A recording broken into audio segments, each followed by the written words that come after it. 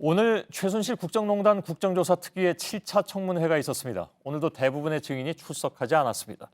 조윤선 문화체육관광부 장관은 오후에 동행명령장이 발부되자 출석을 했습니다.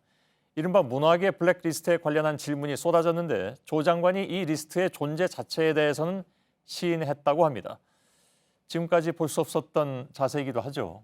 취재 기자를 연결해서 한 걸음 더 들어가 보겠습니다. 안지영 기자가 지금 청문회장에 나가 있는데 아직 정회 중인 모양이죠? 저녁 식사 시간인가요?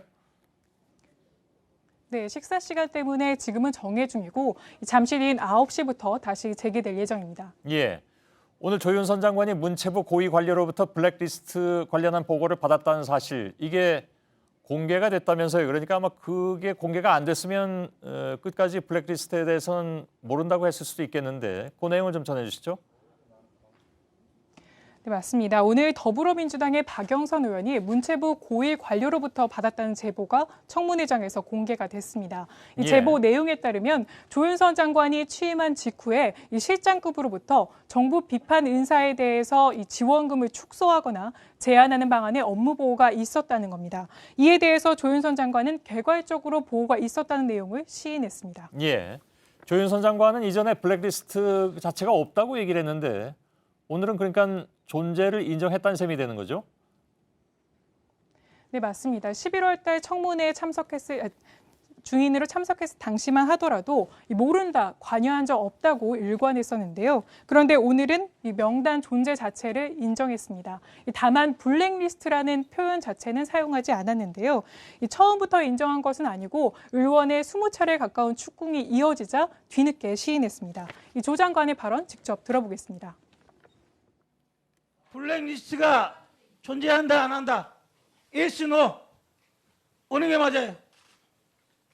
존재한다, 존재하지 않는다. 예술인들의 지원을 배제하는 그런 명단은 있었던 것으로 판단이 되고 있습니다. 자, 예. 그게 블랙리스트에 대한 설명 아닌가요?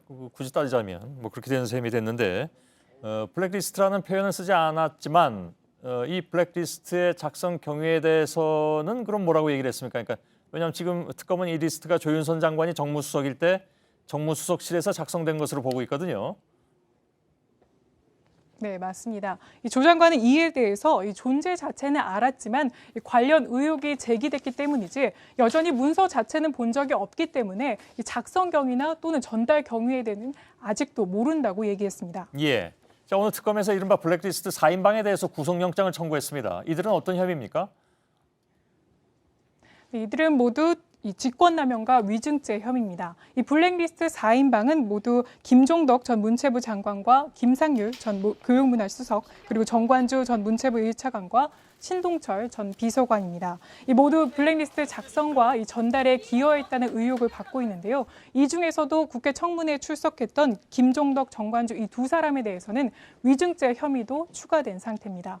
이 특검은 오늘 이들 4인방에 대해서 이 국민에 대해서 사상 및 표현의 자유를 심각하게 훼손했다며 모두 구속영장을 청구한 상태입니다. 예, 방금 안지영 기자가 얘기한 네 사람 가운데 두 사람, 그러니까 정관주 문체부 1차관, 전 차관이죠. 그리고 신동철 전 정무비서관은 모두 조윤선 장관이 정무수석 시절에 정무비서관이었던 것으로 알고 있는데 그래서 아무래도 이번 청문회하고 또 밀접하게 연관이 되어 있는 사람들이 아닌가 생각도 듭니다. 안지현 기자였습니다.